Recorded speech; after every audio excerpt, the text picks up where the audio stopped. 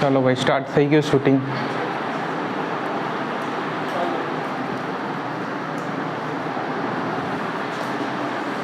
ચાલો સ્ટાર્ટ કરીએ આપણે. એવું સમજો કે રેગ્યુલર જ ક્લાસ ચાલતો છે. આગળથી બેસી જાઓ થોડા, પાછું દેખાય નહીં.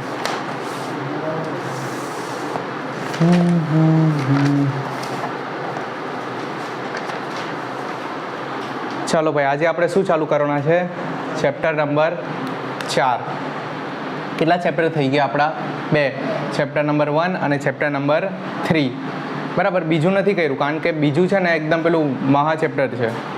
એનામાં 11 માર્કનો દાખલો છે, એટલે બહુ બધા કોન્સેપ્ટ જ્યારે આપણા થઈ જશે ને ત્યારે આપણે ડાયરેક્ટ મોટું ચેપ્ટર સ્ટાર્ટ કરીશું. એટલે પહેલાં નાના કોન્સેપ્ટવાળું ચેપ્ટર થઈ ગયું પહેલું, પછી પાઘડીવાળું ચેપ્ટર થઈ ગયું ત્રીજું. આજે આપણે જોવાના છે ચેપ્ટર નંબર 4. ચેપ્ટર નંબર 4, ભાગીદારી પુનર્ગઠન. આ જ છે ને ચેપ્ટરનું નામ, ભાગીદારીનું પુનર્ગઠન. નું ભૂલી ગયો. ભાગીદારીનું પુનર્ગઠન શું છે ભાઈ? ભાગીદારીનું પુનર્ગઠન અને કેટલા માર્કમાં બોર્ડમાં આવવાનું છે એ પહેલાં વાત કરીએ. તો ચેપ્ટર નંબર 4, 2 MCQ આવશે પહેલાં તો. 2 MCQ, બરાબર. પછી ચેપ્ટર નંબર 4 એક માર્કનો સવાલ આવશે, એટલે 1 માર્કનો સવાલ. પછી 12 માર્ક એટલે 4 એટલે 3 માર્કનો એક આવશે. હા, એક પેલો 3 માર્કનો દાખલો. અરે હા રે, આનામાં તો ગુડ ન્યૂઝ છે, મેં કહેવાનું ભૂલી ગયો. પાસ થવાવાળા માટે આ ચેપ્ટર એકદમ મસ્ત છે, એકદમ ઇઝી ચેપ્ટર છે. આનામાં એક દાખલો આવશે 3 માર્કનો, લાભ અને ત્યાગવાળો. જે બોર્ડમાં જે ફેલ થવાવાળા સ્ટુડન્ટ હોય ને એ લોકો માટે એકદમ પેલું રામબાણ છે, કારણ કે આનામાં એટલું ઇઝી છે ને કે એટલું ખાલી લાભ અને ત્યાગ 2 જ સૂત્ર કરો એટલે 3 માર્ક ખિસ્સામાં. આજે 3 માર્કનો દાખલો છે તે. પછી આગળ ચેપ્ટર નંબર 4માંથી બસ બીજું કંઈ નથી. એટલે બોર્ડમાં કેટલા માર્કનું આવવાનું છે આ ચેપ્ટર? 4, 3 અને 1, 4 અને 2, 6. અને પહેલી એક્ઝામમાં થોડુંક વધારે આવી શકે. હવે યાદ કરો, જેવી રીતે મેં કીધેલું ને ચેપ્ટર નંબર 1 પૃથ્વી, જેમ આપણે વાત કરી ને ચેપ્ટર નંબર 1માં, એનામાં શું વાત કરેલી કે આપણે પહેલાં થિયરી જોઈ, બરાબર. ભાગીદારી એટલે શું, ભાગીદારીનું કરારનામું શું છે. પછી આપણે જોયું કે એનામાં છે ને વિસ્તૃત દાખલા આપેલા, યાદ છે? બે નવા મેમ્બર આવેલા. તમે 2 ને પછી કરવા મેં 2 નવા મેમ્બર આવેલા. એમાં કયા હતા? મૂડી ખાતા અને એમાં ચાલુ ખાતું બી હતું લગભગ, બરાબર. પણ એ 2 નવા મેમ્બર બોર્ડમાં તો આવવાના નથી, તો તમે કેમ ભણ્યા એ 2 નવા ખાતા? યાદ છે? બીજા ચેપ્ટરમાં એ કોન્સેપ્ટ કામ લાગશે. એવી રીતે છે ને આનામાં આપણે મેઇન ફોકસ બોર્ડમાં શું આવવાનું છે? 3 માર્કનો દાખલો.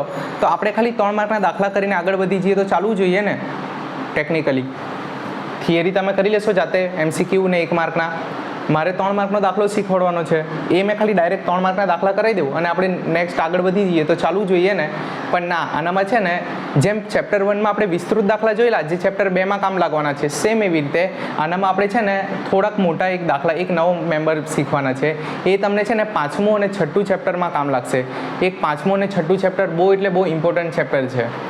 કરવાનું જ બધાય જ કરવાનું છે. પાસ થવાનો ટાર્ગેટ હોય કે 99નો ટાર્ગેટ હોય કે 100નો ટાર્ગેટ હોય. 5મું અને 6ઠું પ્રવેશ અને નિવૃત્તિ એક એવા ચેપ્ટર છે ને જેમાંથી 8 માર્કના દાખલા આવવાના છે. કેટલા માર્કના? 8 માર્કના હેવી દાખલા. એમ તો બહુ ઇઝી છે, કંઈ નહીં, મેં કરાવી દેવું એટલે કંઈ વાંધો નહીં આવે. 8 માર્કના દાખલા આવવાના છે. ટોટલ 8 માર્કના 3 દાખલા આવશે. પ્રવેશ અને નિવૃત્તિ 5મા અને 6ઠામાંથી મળીને ટોટલ 24 માર્કનું આવશે. એટલે વિચાર કરો, એ 24 માર્કનો જે બેઝ છે ને એની ABCD તમને ક્યાં શીખવા મળશે? ચેપ્ટર નંબર 4માં. એટલે સમજતા છો તમે વસ્તુને એકદમ એનો કોર. આપણે ટૂંકા દાખલા ક્યાં જોવાના છે? 3 માર્કના ટૂંકા દાખલા આ બોર્ડમાં આવવાના છે આનામાંથી. એટલે ટેકનિકલી આપણે ખાલી બોર્ડની એક્ઝામ માટે આપણે શું જોવાનું છે? ટૂંકા દાખલા. મોટા દાખલા આ ચેપ્ટરમાંથી પૂછાવાના છે આપણને. નથી. પણ આપણે આનામાં મોટા દાખલા કેમ જોવાના છે? ભાઈ એક નવો મેમ્બર આવેલો, આપણને ભવિષ્યમાં એક નવો મેમ્બર મળવાનો છે, તો એ નવા મેમ્બરની ઇન્ટ્રોડક્શન આપણે એની સાથે પરિચય આપણે આ ચેપ્ટરમાં મેળવી લેવાનો છે. એના નાના નાના દાખલા આપણે આનામાં જોવાના છે. તો આનો બેઝ આપણને ક્યાં કામ લાગશે? 5મા અને 6ઠામાં. તો 5મા અને 6ઠા ચેપ્ટરમાં છે ને તમને કઈ મહેનતની જરૂર નહીં પડે જો આનામાં ધ્યાન આપી દીધું તો. ખ્યાલ આવ્યો? ચાલો હવે આપણે આગળ વધીએ થિયરી પર. પહેલાં તો કે આ ચેપ્ટરનું નામ શું છે ને કેમ આ ચેપ્ટર આપણે ભણીએ છીએ. હેડિંગ આપ્યું ચેપ્ટર નંબર 4.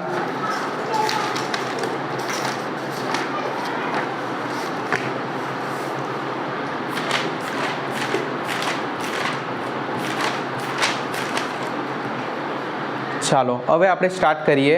આપણે આજે છે ને પહેલાં તો આપણે થોડુંક બેઝિક લઈ લઈએ, એટલે થિયરીથી સ્ટાર્ટ કરીએ કે આ ચેપ્ટર કેમ આપણે ઇન્ટ્રોડ્યુસ કર્યું, કેમ આપણે આ ચેપ્ટર ભણતા છે. આની થિયરી કરીએ, પછી આપણે આગળ એના ટૂંકા દાખલા સ્ટાર્ટ કરીશું, અને છેલ્લે આપણે શું જોઈશું? એના વિસ્તૃત એટલે કે મોટા દાખલા, જે ડાયરેક્ટ બોર્ડમાં નથી આવવાના પણ ઇનડાયરેક્ટલી બોર્ડમાં આવવાના છે. બરાબર?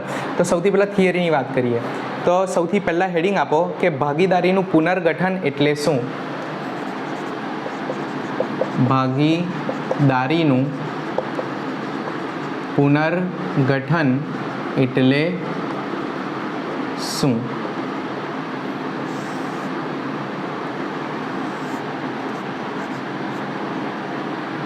બરાબર. તો સૌથી પહેલાં તો છે ને એક શબ્દ આપણે સમજવો પડશે આનામાં. શું? કે ભાગીદારી એટલે શું અને ભાગીદારો એટલે શું, અને ભાગીદારી પેઢી એટલે શું? ત્રણેય અલગ અલગ છે કે એક જ છે? ભાગીદારો એટલે કોણ? કે જે 2-3 જણા મળીને દુકાન ચલાવતા છે પાર્ટનરશિપમાં, એ બધા લોકોને શું કહેવાય? ભાગીદારો. અને જે ભાગીદારો મળીને જે ધંધો ચલાવતા છે, જે પેઢી ચલાવતા છે, જે દુકાન ચલાવતા છે, જે એકમ ચલાવતા છે, એ એકમને શું કહેવાય? ભાગીદારી પેઢી. અને જે એના મેમ્બર છે એ લોકોને શું કહેવાય? ભાગીદારો. બરાબર. તો આપણે કોનું પુનર્ગઠન એટલે શું જોવાનું છે? ભાગીદારી. હા, પછી ભાગીદારી શું છે? ભાગીદારો જોયા, ભાગીદારી પેઢી જોઈ. તો ભાગીદારી શું છે? ભાગીદારી એટલે એમના રિલેશનને એક નામ આપ્યું આપણે કે ભાઈ તમારા વચ્ચે સંબંધ છે, તો કયો સંબંધ છે? ભાઈ બહેનનો, માતા પિતાનો? તમારા વચ્ચે કયો સંબંધ રહેલો છે? તમે 3 જણા એકબીજાના શું થાવ? કયા રિલેશનમાં તમે જોડાયેલા છો? એ લોકોનો સંબંધ નામ આપેલું છે આપણે ભાગીદારી. ખ્યાલ આવ્યો? તો આપણે જોવાનું છે ભાગીદારીનું પુનર્ગઠન. પુનર્ગઠન એટલે શું? તો એ લોકોનું છે ને ભાગીદારી થોડીક બદલાયા કરે એ લોકોની. બરાબર? માની લો હમણાં 3 જણા મળીને ધંધો કરતા છે. માની લો આ 3ના 3 જ સેમ ટુ સેમ રહેવાના છે અનંત સુધી, જન્મો સુધી, યુગો સુધી, 7 જન્મો સુધી, એવું કંઈ રહેવાનું છે. ઓબ્વિયસલી એમ દુનિયા છે, કંઈ બી થઈ શકે. બરાબર? તો માની લો એકાદનું એક્સિડન્ટ થઈ ગયું, કંઈ થઈ ગયું, એકાદની ડેથ થઈ ગઈ, કંઈ થઈ ગયું, તો હવે એ લોકોની ભાગીદારી કેવી થઈ જશે? જૂની ભાગીદારી તૂટી જશે. બરાબર? જે 3 A, B ને C ની જે ભાગીદારી હતી તે હવે બ્રેક થઈ ગઈ, અને હવે ખાલી કોણ બચ્યું? A અને B. હવે એ લોકો પર ડિપેન્ડ કરે, એ બંને આપણે 2 એકલા જ કન્ટિન્યુ કરીએ કે કોઈ ત્રીજા નવાને લાવીએ કે નહીં, એ લોકોનો પ્રશ્ન છે. પણ હવે જૂની ભાગીદારી શું થઈ જશે? મટી જશે. અને માની લો જો કોઈ નવો ભાગીદાર આવશે ને, તો હવે કઈ નવી ભાગીદારી ફોર્મ થશે. ખ્યાલ આવે છે? એટલે જૂની ભાગીદારી તૂટી ગઈ, એક જણ મરી ગયો, હવે કોણ બચ્યું? ખાલી A અને B. C મરી ગયો, તો હવે કોણ આવ્યું? D આવી ગયો. તો A, B અને D. ખ્યાલ આવ્યો? તો નવી ભાગીદારી થઈ ગઈ ને, તો ભાગીદારીનું શું થઈ ગયું? આ પુનર્ગઠન. ખ્યાલ આવ્યો? તો આની નીચે છે ને જવાબ લખો. સવાલ લખો ને તમે, આની નીચે લખો કે ભાગીદારીનું પુનર્ગઠન એટલે શું? લખો જુદા જુદા કારણોસર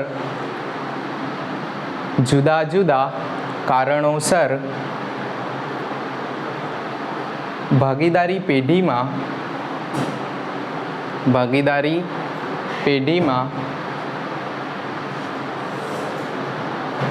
થતો ફેરફાર એટલે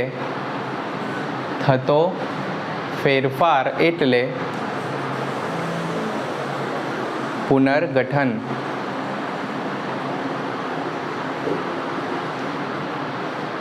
લખ્યું?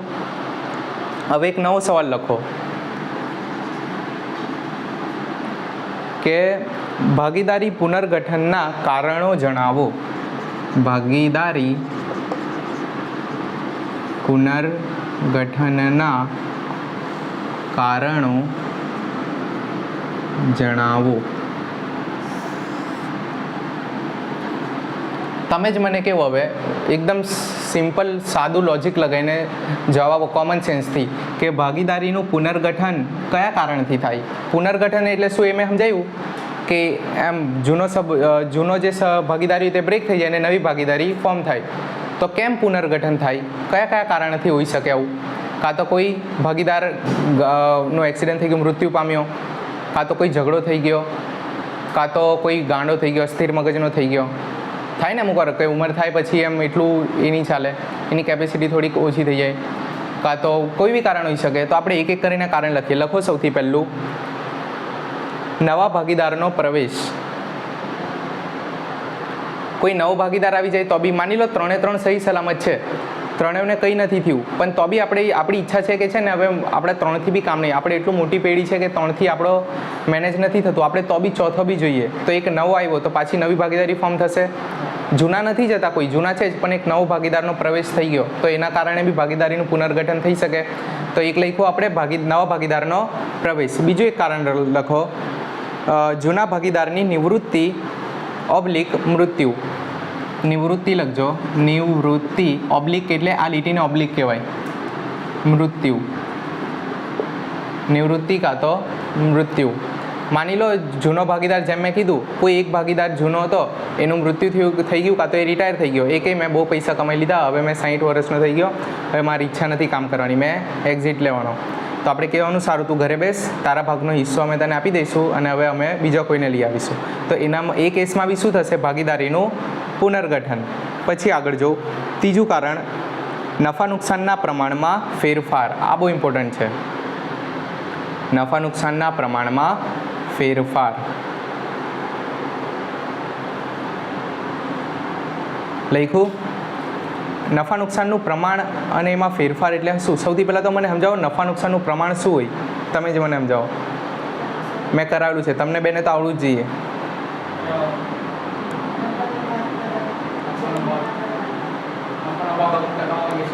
જે ભાગમાં નફો વેચે એને કહેવાય નફા નુકસાનનું પ્રમાણ.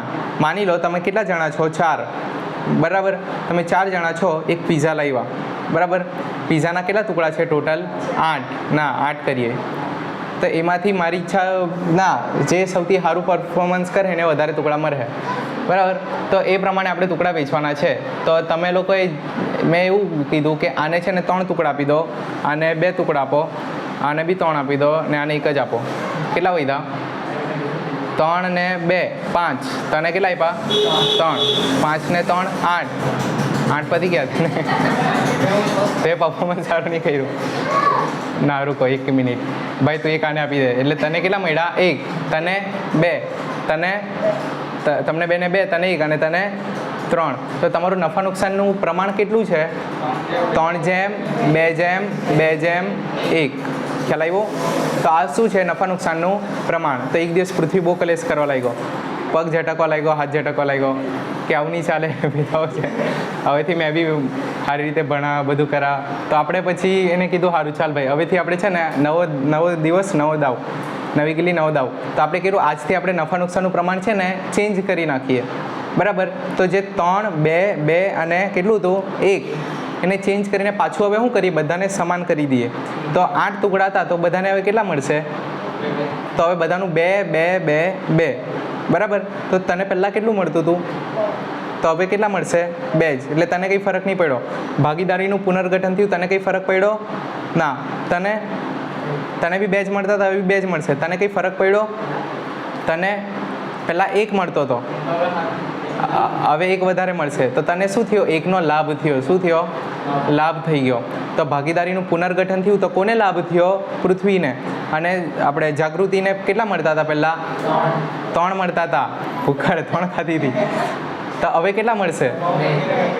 હવે કેટલા મળતા છે એને? 2. તો 1નો શું કર્યો આણે જાગૃતિ? એ ત્યાગ. અને એ ત્યાગ કોને મળ્યો? એ ત્યાગ કોનો લાભ થઈ ગયો? ખ્યાલ આવ્યો? તો મને કહ્યું તમારી જૂની ભાગીદારી શું હતી? 3, 2, 2, 1. તો હવે નફા નુકસાનનું પ્રમાણ બદલાયું તો તમારી ભાગીદારીનું શું થઈ ગયું? પુનર્ગઠન થઈ ગયું, બરાબર. પહેલાં અલગ નફા નુકસાનનું પ્રમાણ હતું ને હવે તમારી ભાગીદારીનું શું થઈ ગયું? પુનર્ગઠન. તો હવે તમે આને ત્યાગ કર્યો ને આને લાભ. હવે તમે નફા નુકસાનનું પ્રમાણ બદલાયું તો તમારું શું બદલાઈ ગયું? ભાગીદારીનું પુનર્ગઠન થઈ ગયું એમ કહેવાય. ખ્યાલ આવ્યો? અને હજુ પાછું એકવાર મેં રિવાઇઝ કરી દઉં, પાછું તમને કહી દઉં. એકવાર મેં કીધેલું ચેપ્ટર નંબર 1માં કે નફા નુકસાનનું પ્રમાણ અને મૂડીનું પ્રમાણ સેમ હોય કે અલગ અલગ હોય? અલગ અલગ હોય. નફા નુકસાનનું પ્રમાણ એટલે શું કે ભાઈ જે બી આપણે પ્રોફિટ કમાયો થાળીમાં પરોસીને તો એ કોણ કેટલું ખાશે, બરાબર, એને કહેવાય નફા નુકસાનનું પ્રમાણ. પણ મૂડીનું પ્રમાણ એટલે શું? તો દુકાનને ધંધો કરવા માટે શું જોઈએ? મૂડી. તો કોણ કેટલા પ્રમાણમાં પૈસા લાવશે, બરાબર, આપણને ટોકરી મૂકેલી છે મૂડી એટલે પૈસા નાખો, જે જેટલા પ્રમાણમાં મૂડી નાખે એને શું કહેવાય? મૂડીનું પ્રમાણ. માની લો હવે પૃથ્વી લાવ્યો આ ફેરી 3 લાખ, આયરો લાવ્યો 2 લાખ, તું લાવી 50,000, ના ચાલ 1 લાખ, અને તું કેટલા લાવી? 2 લાખ. એટલે તમે બે જાગૃતિ અને ચેતન કેટલા 2 લાખ, તું ખાલી 1 લાખ અને તું 3 લાખ. તો હવે મૂડીનું પ્રમાણ કેટલું છે? 2:1:2:3. ખ્યાલ આવ્યો? તો આ કયું પ્રમાણ છે? મૂડીનું પ્રમાણ. તો મૂડીનું પ્રમાણ અલગ હોય, નફા નુકસાનનું પ્રમાણ અલગ હોય, યાદ રાખજો. તો આપણે ત્રીજું કારણ લખ્યું, તમે લખ્યું છે કે જો નફા નુકસાનના પ્રમાણમાં ફેરફાર. તો આ બી એક કારણ હોઈ શકે કે ભાગીદારીનું પુનર્ગઠન થાય. પછી એક નવો સવાલ લખો, ત્યાગનું પ્રમાણ એટલે શું? ત્યાગનું પ્રમાણ એટલે શું? લખો, નફા નુકસાનના પ્રમાણમાં થતા ફેરફારને કારણે, ઉતાવળ રાખજો, નફા નુકસાનના પ્રમાણમાં થતા ફેરફારને કારણે કોઈ ભાગીદારને પહેલા જે ભાગ મળતો હોય તેનાથી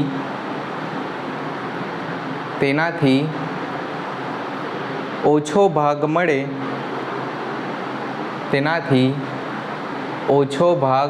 મળે તેને ત્યાગ કહે છે.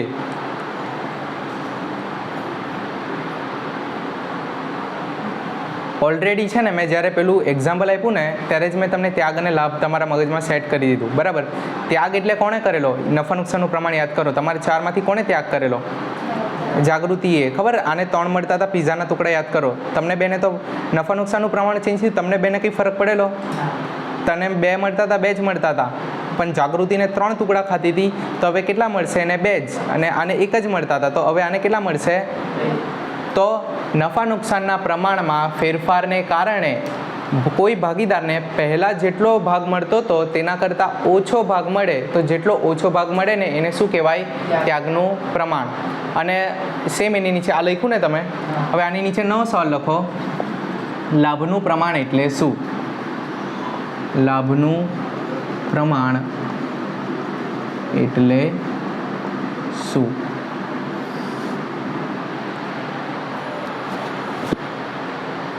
લાભનું પ્રમાણ એટલે શું?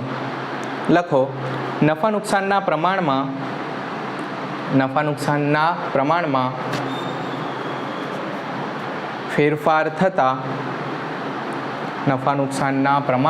ફેરફાર થતા કોઈ ભાગીદારને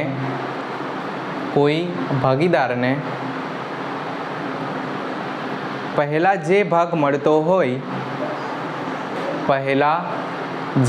મળતો હોય તેનાથી વધુ ભાગ મળે તો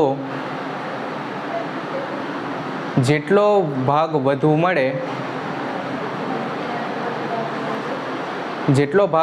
મળે તેને લાભ કહે છે. આનામાં છે મારે કંઈ સમજાવવાની જરૂર? તો બી મેં સમજાવવાનો. જો લાભનું પ્રમાણ એટલે શું, ઓલરેડી તમને ખબર જ છે. નફા નુકસાનના પ્રમાણમાં ફેરફાર થવાને કારણે કોઈ ભાગીદારને પહેલાં જે ભાગ મળતો હતો તેના કરતાં વધુ ભાગ મળે તો તેને કયું પ્રમાણ કહેવાય? જેટલું વધારેનું મળે એને શું કહેવાય? લાભ. ખ્યાલ આવ્યો ને? ચાલો, અહીંયા તમારી થિયરી કમ્પ્લીટ. બરાબર. હવે આપણે જોઈએ, જો મેં પહેલાં જ કીધેલું, આ ચેપ્ટરમાં ચેપ્ટર નંબર 4માં બોર્ડમાં ટેકનિકલી કેટલા માર્કનો દાખલો આવવાનો છે? 3 માર્કનો ટૂંકો દાખલો આવવાનો છે, લાભ અને ત્યાગવાળો. કાં તો લાભવાળો આવશે કાં તો ત્યાગવાળો આવશે, બેમાંથી જ કોઈ એક આવવાનો છે. બરાબર. પણ આના પછી આપણે જોવાના છે વિસ્તૃત દાખલા, જે બોર્ડમાં ડાયરેક્ટલી નથી આવવાના પણ ઇનડાયરેક્ટલી આપણને શેમાં આવવાના છે? 5મા 6ઠા ચેપ્ટરમાં આપણને કામ લાગવાના છે. તો હમણાં આપણે શું જોવાના છે? થિયરી આપણે જોઈ લીધી બધી, ખ્યાલ આવી ગયો બધો. હવે આપણે શું જોવાના છે? 3 માર્કના દાખલા. બરાબર. તો હેડિંગ આપજો. સૌથી પહેલાં આપણે લાભના જોઈએ કે ત્યાગના? ચાલો, તો તમે કેવું તેમ હેડિંગ આપો, ત્યાગને લગતા દાખલા. હેડિંગ આપ્યું, ત્યાગને લગતા દાખલા. બરાબર. એ તો ચાલુ છે, મારો ફોન બી આખું સ્ટોરેજ ખાલી જ છે. તમે લોકો જાગૃતિ, પછી કોણ છે, કલ્યાણી, બધાય જોવાનો છે. આ એક્ઝામ ટાઈમ પર જોતા હોય. હમણાં તમે બેહેલા છે. આજની કઈ તારીખ છે? તારીખ બી કહી દઉં, 22/6/2024. આ કોઈ બહારના સ્ટુડન્ટ માટે નથી વિડીયો. માની લો તમારામાંથી 4માંથી કાં તો આપણા ટ્યુશનમાં હજુ કોઈ છોકરા એડ થાય તો એ લોકો માટે છે કે ઇન કેસ તમને કોઈ કોન્સેપ્ટ નથી આવડતો તો આ જ વિડીયો પાછો જોઈ લેવાનો લેક્ચર, એટલે પાછું ક્લિયર થઈ જાય. કાં તો બહારનો કંઈ આવે તેને કંઈ શું કહેવાય, મેં પાછું નહીં ભણવાનો, આ લેક્ચર જોઈ લે. બરાબર. ચાલો, ત્યાગને લગતા દાખલા. શું છે ત્યાગને લગતા દાખલામાં? તો ભાઈ બોર્ડમાં 3 માર્કનો આવવાનો છે એટલું જ ખબર છે, બીજું કંઈ ખબર નથી. તો પહેલાં છે ને આપણે સૂત્ર યાદ કરવાનું. બરાબર. આ કયો મહિનો ચાલે? અરે વાહ, કોઇન્સિડન્સ જેવું. આ કયો મહિનો ચાલે? જૂન. અને ત્યાગના દાખલાનું સૂત્ર બી શું છે? જૂન. કેવી રીતે યાદ રાખવાનું? ત્યાગ. તો તમે કયા મહિનામાં ત્યાગ કરો? કયા મહિનામાં સ્ટુડન્ટ લોકો ત્યાગ કરે? ઉનાળાનું વેકેશન હોય કયા મહિનામાં? મે મહિનામાં. એપ્રિલ, મે મહિનામાં. અને પછી તરત સ્કૂલ ક્યારથી ચાલુ થાય? તો જે જલસા કરતા હોય એ બધાનો ત્યાગ કરીને જૂન મહિનામાં ત્યાગ કરે અને શું ચાલુ કરે? ભણવાનું. બધા સ્ટુડન્ટ, ધોરણ 1થી લઈને 12ના બધા જ સ્ટુડન્ટ. બરાબર. તો કયા મહિનામાં ત્યાગ કરે બધા સ્ટુડન્ટ લોકો? જૂન મહિનામાં. તો ત્યાગનું સૂત્ર શું છે? જૂન. શું છે? એટલે કે જૂનું માઇનસ નવું. યાદ રહેશે? કેવી રીતે યાદ રાખવાનું? જૂન એટલે કે જૂનું માઇનસ નવું. એનો મતલબ કે ત્યાગ બરાબર જૂનું પ્રમાણ માઇનસ નવું પ્રમાણ. ખ્યાલ આવ્યો? તો બસ આ સૂત્ર યાદ રહી જાય એટલે આપણને દાખલો આવડી જાય. કેટલા માર્કમાં આવશે આ સૂત્ર યાદ જો રહી ગયું તો કેટલા માર્ક એક્ઝામમાં આવશે તમારા? 3 માર્ક. બરાબર. ચાલો, હવે આપણે છે ને, જો મેં યુટ્યુબ પર આ વિડીયો નાખું ઇન કેસ, તો અને જેટલા બી સ્ટુડન્ટ મેં જોતા હોય એ લોકોને બી કહી દઉં, એક PDF આપું તમને લોકોને ડિસ્ક્રિપ્શનમાં જ. તો એનામાં છે ને પેજ નંબર કયું છે આપણું? પેજ નંબર 50 ખોલો, એના પર દાખલા નંબર 1 સ્ટાર્ટ કરજો. ત્યાંથી જ આપણે સ્ટાર્ટ કરતા છે. પેજ નંબર 50 પર દાખલા નંબર 1.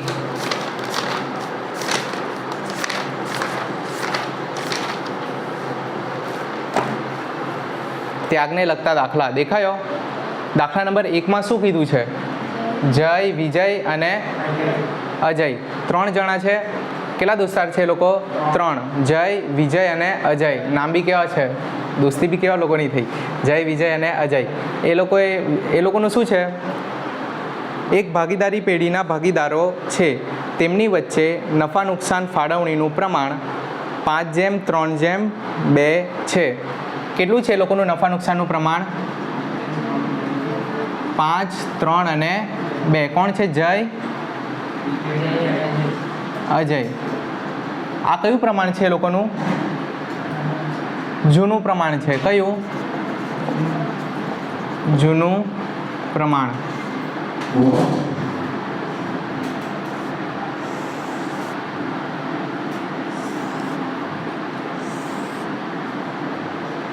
બરાબર. એટલે પહેલાં એ લોકો કયા હિસ્સામાં વેચતા? કે આપણે એક પિઝાનો ટુકડો લાવ્યા, તેમાંથી 5 ટુકડા કોણ ખાય? જય. વિજય કેટલા ખાય? 3. અને અજય 2. તો ટોટલ કેટલા ટુકડા કરવાના છે પીઝાના આપણે? 5 ને 3 8 અને 2 10. ટોટલ પીઝાના કેટલા ટુકડા થશે? 10. તો આને આવી રીતે લખાય મારે 5/10, 3/10 અને 2/10. ખ્યાલ આવ્યો? એટલે 10 માંથી 5 આના, 10 માંથી 3 આના અને 10 માંથી 2 આના, આવી રીતે ટોટલ કરીને છેદ લખી દેવાનો. ખ્યાલ આવ્યો? પછી આગળ વાંચો શું થયું. બધા જ ભાગીદારોએ નફા નુકસાન ફાળવણીનું પ્રમાણ બદલીને 1-1-1 કરવાનું નક્કી કર્યું છે. ભાગીદારોએ કરેલ ત્યાગની ગણતરી દર્શાવો. એટલે આપણે આનામાં શું શોધવાનું છે? લાભ શોધવાનો છે કે ત્યાગ શોધવાનું છે? ત્યાગ શોધવાનો છે. તો બધાએ મળીને શું નક્કી કર્યું કે આ છે ને જયલો બહુ ખાતો છે. કેટલા ટુકડા ખાઈ જાય? અને આ બિચારો અજય સૌથી નાનું નામ આનું પણ વધારે ખાયા અને આનું મોટું નામ પણ બિચારો ખાય કેટલા? ખાલી 2 ટુકડા. ખ્યાલ આવ્યો? તો આ બધાએ નક્કી કર્યું કે આપણે હવે કેવા પ્રમાણમાં વેચીશું? 3 ટુકડા કરીશું ને બધાનો કેટલો ટુકડો? 1-1-1. તો બધાને 1-1 અને 1 મળશે. આ જૂનું પ્રમાણ હતું. આ કયું પ્રમાણ છે? નવું પ્રમાણ. તો મને કહો છેદમાં કેટલા લખું મેં? 1-1-1. ટોટલ કેટલા ટુકડા થશે પીઝાના? હવે કેટલા થશે? પહેલાં 10 હતા, હવે ખાલી 3 જ કરવાના એમાંથી. એટલે બધાના છેદમાં કેટલા લખી દઉં મેં? 3 માંથી 1 આનો, 1 આનો ને 1 આનો. ખ્યાલ આવ્યો? આવી રીતે એક કોષ્ટક બનાવી દેવાનું અને આની નીચે શું બતાવી દેવાની? ગણતરી. એટલે તમારા કેટલા માર્ક આવી જાય એક્ઝામમાં? 3 માર્ક. બરાબર. હવે અહીંયા આપણે લખીએ પહેલાં તો ભાગીદાર. અહીંયા છે ને ખરેખર આન્સર ચાલુ થાય. આ ઉપર તો આપણે ખાલી કોષ્ટક બનાવ્યું જૂના ને નવા પ્રમાણનું. હવે અહીંયા આપણો આન્સર ચાલુ થાય કે ભાગીદાર પ્લસ ટૂલ આપી દે ને અહીંયા.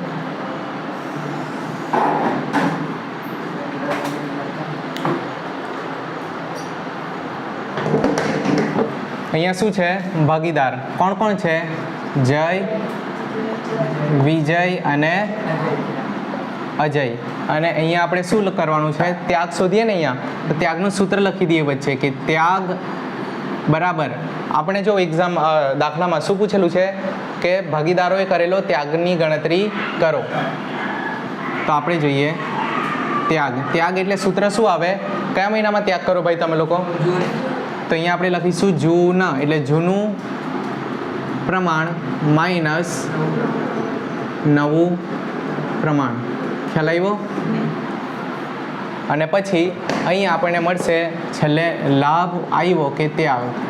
લાભ કે પછી અને કેટલો તે અહીંયા લખવાનું. ખ્યાલ આવ્યો? પણ હજુ મારે એક વસ્તુ નવી શીખવાડવાની છે.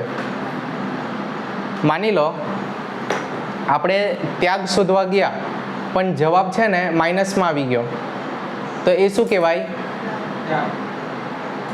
લાભ કહેવાય એનો. બરાબર. એટલે લાભ શોધવા ગયા અને માઇનસમાં જવાબ આવી ગયો, તો તું માઇનસમાં છે એટલે તું મારી બિરાદરીનો નથી, તો તું સામેવાળી પાર્ટીનો છે. તો સિમ્પલ વસ્તુ, મેં ત્યાગ શોધવા ગયો તો ત્યાગ શોધવા ગયો અને જવાબ આવી જાય તો કંઈ વાંધો નહીં, તો તું ત્યાગ જ છે. પણ જો મેં ત્યાગ શોધવા માટે ગયો અને માઇનસમાં જતો રહ્યો, પેલો જવાબ એનામાં જતો રહ્યો, મતલબ કે તું ત્યાગ નથી, તું કોણ છે? અને મેં લાભ શોધવા ગયો અને સામેવાળો માઇનસમાં જતો રહ્યો, જવાબ એનામાં જતો રહ્યો, તો લાભ શોધવા ગયો અને માઇનસ જતો રહ્યો, એનો મતલબ એ શું છે? ત્યાગ છે. ખ્યાલ આવ્યો? આ એક યાદ રાખજો. હવે આપણે ગણતરી કરીએ એક એક કરીને ત્રણેયની. સૌથી પહેલાં આપણે કોને લઈએ? જયને. સૌથી પહેલાં ત્યાગ એટલે જૂનું માઇનસ નવું. તો જૂનું પ્રમાણ કેટલું છે? ખાલી જયની વાત હમણાં છે ને, વિજયને અજયને ભૂલી જાઓ, હમણાં ખાલી કોને ધ્યાન આપો? જયને. જયનું જૂનું પ્રમાણ કેટલું છે? જૂનું પ્રમાણ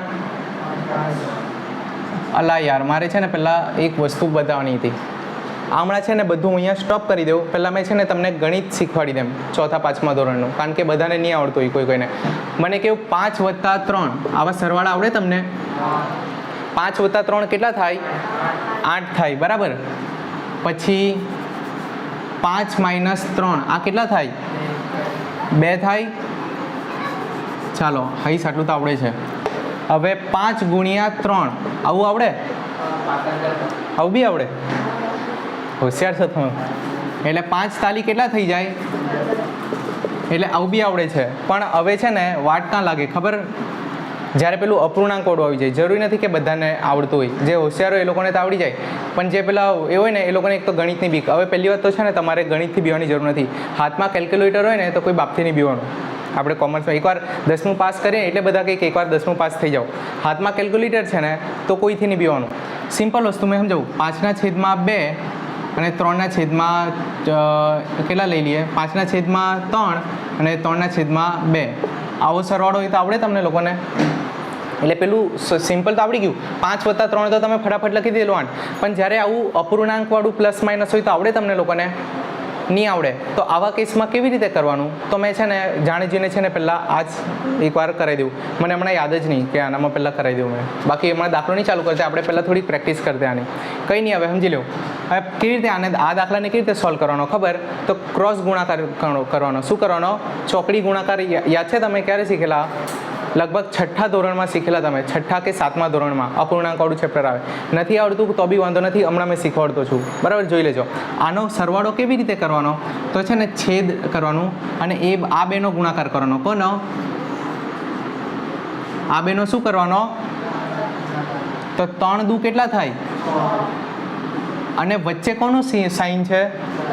તો વચ્ચે પ્લસ. હવે 5 × 2 કરવાના. તો 5 દુ 10 અને અહીંયા 3 × 3. એટલે આનો ને આનો ગુણાકાર કર્યો ને આપણે, તો હવે આનો ને આનો કર્યો ચોકડી ગુણાકાર. તો 5 દુ 10, 5 દુ 10 અહીંયા લખી દીધા. તો 3 તાલી, તો અહીંયા લખી દેવું. પહેલાં નીચેના બેનો સરવાળો ગુણાકાર અહીંયા લખો. જોજો હે, ચોકડી ગુણાકાર એકદમ ઇઝી છે. 7-8 વખત પ્રેક્ટિસ કરો એટલે આવી જાય. આ બેનો ગુણાકાર ક્યાં લખ્યો મેં? છેદમાં. પછી 5 × 2 અહીંયા લખી દીધા. 3 × 3 અહીંયા લખી દીધા. તો હવે મને કહો આનો શું જવાબ આવ્યો? 10 ને 9 19/6 આવી ગયો જવાબ. ખ્યાલ આવ્યો? તારે ખાસ ધ્યાન આપવાનું છે ચેતન, મેં તને પૂછા જ, બરાબર?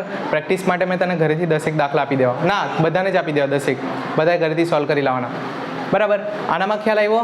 આ કેવી રીતે સોલ્વ કરવાનું? તે શું કર્યું આપણે? 3 દુ 6, 5 દુ 10 અને 3 તાલી 9. વચ્ચે કોનું સાઇન હતું? પ્લસનું. તો પ્લસ. અને એવી રીતે આવી ગયું. હજુ 1-2 કરીએ આપણે અહીંયા જ.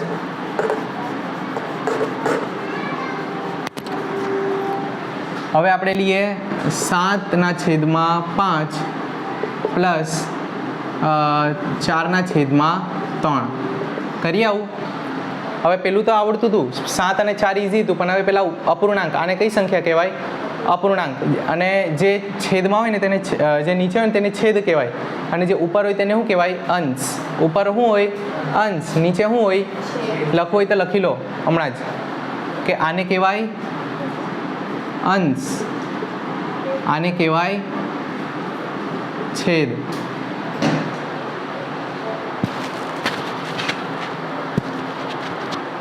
એટલે મેં પૂછા ને કે છેદમાં કોણ છે? 7/છેદમાં કોણ છે? 4/છેદમાં કોણ છે? અને 3ના અંશમાં કોણ છે? અને 5ના અંશમાં કોણ છે? ખ્યાલ આવ્યો? અંશ અને છેદમાં વાંધો નથી. મતલબ હવે ખાલી આટલું ચોકડી ગુણાકાર આની કરીને મને જવાબ આપો ફટાફટ જાતે.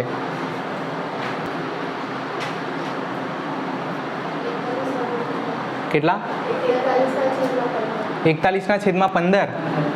જોઈએ તમે સાચું બોલે કે ખોટું. 5 તાલી 15 અને વચ્ચે પ્લસની સાઇન. 7 તાલી 21 અને 5 ચોક 20. એટલે 20 ને 20 40 ને 41/15. ચાલો, એટલે આવડી ગયું. હવે અપૂર્ણાંકથી બીવાની જરૂર છે? પ્લસ કરી જોઈએ. હવે એક માઇનસ બી કરી જોઈએ. માઇનસમાં બી સેમ, કંઈ એ નથી. ચાલો માઇનસવાળું કરીએ. એક સૌથી પહેલાં લઈએ આપણે 5/2 પ્લસ 8/4. અને આ પ્લસની માઇનસવાળું કરીએ. માઇનસવાળું કરીએ. હવે ઉપર ધ્યાન, એક મેં કરો, પછી ઘરેથી આપો બાકીના. આનામાં બધું સેમ છે, ખાલી વચ્ચેની સાઇન બદલાઈ જાય. તો પહેલાં નીચેનાનું ગુણાકાર. 4 દુ 8. વચ્ચે કોની સાઇન? આ બંનેની ચોકડી ગુણાકાર કરી દેવું. 4 × 5 20. 8 દુ 16. 20માંથી 8 ગયા તો 20માંથી 16 ગયા તો 4. 4/8. આ આવી ગયો આપણો જવાબ. ખ્યાલ આવ્યો? તો હવે અપૂર્ણાંકથી બીવાની જરૂર નથી. પણ હા, એક વસ્તુ બહુ ખાસ ધ્યાન રાખજો, આપણે આ ચોકડી ગુણાકાર ક્યારે કરવાનો? જો અપૂર્ણાંકના સરવાળો હોય કાં તો અપૂર્ણાંકની બાદબાકી હોય. જો ગુણાકાર હોય ને તો હંભું કરી દેવાનું ગુણાકાર. ખ્યાલ આવ્યો? એટલે આ પ્લસ કાં તો માઇનસ હોય ને તો જ ચોકડી ગુણાકાર કરવાનું. માની લો હવે આવું છે 5/3 ગુણ્યા 8/2. વચ્ચે કઈ સાઈન છે? તો ઓલરેડી ગુણાકાર જ છે, તેમાં ચોકડી ગુણાકાર કરવાની જરૂર છે? ઓલરેડી ગુણાકાર જ છે ભાઈ, હાંભે કરી દે. આનો ગુણાકાર આની સાથે, આનો ગુણાકાર આની સાથે, એટલે હાંભે જ કરી દેવાનું, એટલે કંઈ વાંધો નહીં આવે. તો 5 8 50 40 અને અહીંયા 3 દુ, તો આનો જવાબ ડાયરેક્ટ આવી જાય આપણને. તો ક્યારે ચોકડી ગુણાકાર કરવાનો? અપૂર્ણાંકનું પ્લસ અપૂર્ણાંકનો સરવાળો કાં તો બાદબાકી હોય તો, અને જો ગુણાકાર હોય તો અપૂર્ણાંકનો, તો સામું કરી દેવાનું. ખ્યાલ આવ્યો? આ આપણે બેઝિક ગણિત હવે શીખી લીધું. હજુ ઘરેથી આપા મેં થોડાક દાખલા. ચાલો હવે આપણે શું જોવાનું છે? જયનું જૂનું પ્રમાણ કેટલું છે? અને હા, પાછું હવે આપણે દાખલા પર આવી જાઓ. બરાબર, પેલું બધું ભૂલી જાઓ. આપણે હમણાં વિજય અને અજયને ઢાંકી દઈએ. આપણા નજરમાં ખાલી કોણ આવવું જોઈએ? જય. જૂનું -9 કરવાનું છે. જૂનું પ્રમાણ કેટલું છે એનું? 5/10. માઇનસ કરું ને, નવું પ્રમાણ કોનું? જયનું. કેટલું છે નવું પ્રમાણ? હવે તમને અપૂર્ણાંકની બાદબાકી આવડે કે બી જાઓ? તમે આવડે ને? કેવી રીતે કરવાની? જો તો 10 તાલી 30, વચ્ચે સાઈન માઇનસનું, 5 તાલી 15, 10 એકુ 10. ખ્યાલ આવ્યો? એટલે 15માંથી 10 જાય તો 5/30. મને કેવું, આપણે ત્યાગ શોધવા ગયા અને માઇનસમાં ગયો જવાબ? નહીં ગયો ને, મતલબ આ તો હારો છોકરો છે, એટલે આપણે જ શોધવા ગયા ને ડાયો છોકરો છે, એટલે એ જ જવાબ આવી ગયો. તો આ ત્યાગ છે કે લાભ છે? જો આયરો છે ને બદલી જતે, એટલે માઇનસમાં જતો, એટલે કે મુકરી ગયો. આપણે એને શોધવા ગયા, ત્યાગનું સૂત્ર લગાવ્યું અને એને પૂછ્યું કે ભાઈ તું છે, તું ત્યાગ જ છે ને? તો એણે હા પાડી. અને જો ના કેવી રીતે પાડે? માઇનસમાં જતો રહી. માઇનસમાં એટલે કે એનો ત્યાગ નથી, શું છે? લાભ છે. તો અહીંયા શું લખીશું આપણે? 5/30 ત્યાગ. ખ્યાલ આવ્યો? આ શું આવ્યો આપણો? ત્યાગ. પછી આપણે કોનું શોધીએ હવે? વિજય. તો વિજયમાં કેવી રીતે કરવાનું? જૂનું -9. આપણું સૂત્ર શું કહે? જૂનું માઇનસ. હવે વિજયને જ ખાલી ધ્યાન રાખો, જૂનામાંથી 9 માઇનસ કરવાનું છે. તો 3/10 -1/, એટલે ચોકડી ગુણાકાર આવડે? 10 તાલી 30, 3 તાલી 9 અને 10 એકુ. હવે જો હવે થોડુંક 9માંથી 10 જાય, એટલે જાય તો કેલ્સી છે એટલે બધું થાય. હવે તો કેલ્સી પર કરો. 9 - 10, -1 આવ્યો. જો ભાઈ ચેતન તું ખાસ, કેટલા આવ્યા? તો -1/, કેટલા? તો મને કહો આનામાંથી માઇનસ કોણ છે? 1 માઇનસ છે કે 30 માઇનસ છે? બુઠ્ઠાઓ આવું નહીં આવે, આ બંને એક જ કહેવાય. -1/30. આને શું કહેવાય? -1/30. બરાબર. તો મને કહો મેં ત્યાગ શોધવા ગયો અને આયરો કહી કે મેં માઇનસમાં જવાબ આવી ગયો. તો આયરો શું છે? ત્યાગ છે. માઇનસમાં જવાબ આવી જાય એટલે ઊંધો થઈ ગયો. હવે એ ત્યાગ નથી, એ શું છે? કેટલો લાભ? 1/, ના એ માઇનસમાં ભલે આવ્યો, પણ હવે આપણે શું લખવાનું? એનું નામ લાભ આપી દીધું, એટલે 1/30 લાભ. કેટલો લાભ થયો ભાઈ? 1/30. બરાબર. હવે અજયની વાત લાસ્ટ. અજયનું શું છે? જૂનું -9. તો 2/10 માઇનસ કેટલા છે? 1/3. ચાલો ભાઈ આને બી કરીએ ફટાફટ. ચોકડી ગુણાકાર 10 તાલી 30, પછી 2 તાલી 6 અને -10 એકુ.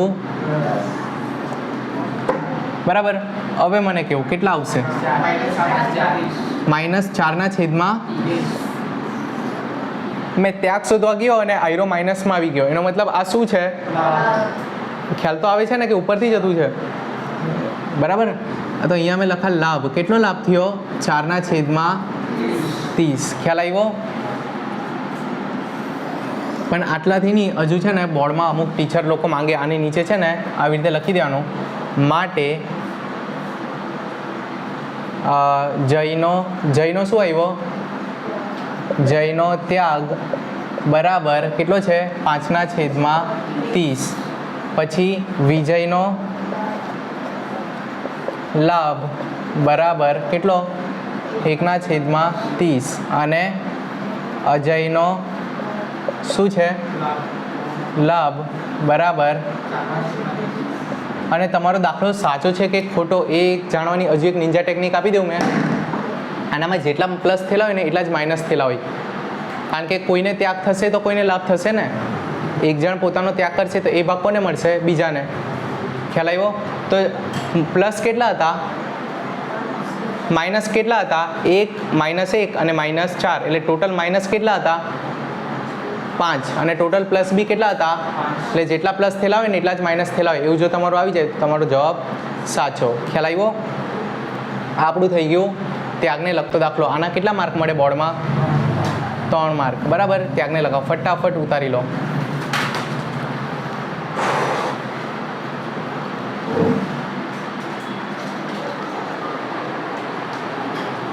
વિડીયો ચાલુ જ રાખવું, હા ને, સ્કીપ કરી દે હું એને ભલે. ચાલો થાય ને એટલે બીજો દાખલો સ્ટાર્ટ કરજો જાતે. જે લોકો વિડીયો જોતા છે એ લોકો બી દાખલા નંબર 2 સ્ટાર્ટ કરી દેજો. કોઈક તો જો હે ને. બધું સેમ છે, ખાલી ત્યાગનું પ્રમાણ છે ને એ લોકોનું પહેલાં બી નફા નુકસાનનું પ્રમાણ પહેલાં છે ને કંઈ અલગ હતું અને હવે કંઈ અલગ છે. મતલબ આ કોન્સેપ્ટ સેમ છે, કંઈ જ અલગ નથી, ખાલી નામ ને રકમ થોડીક બદલાયેલી છે. એમાં એકવાર સોલ્યુશન જોઈ લઈએ કે આનામાં શું થયું. આકાશ, પ્રકાશ અને વિકાસ 3 જણા ફ્રેન્ડ છે.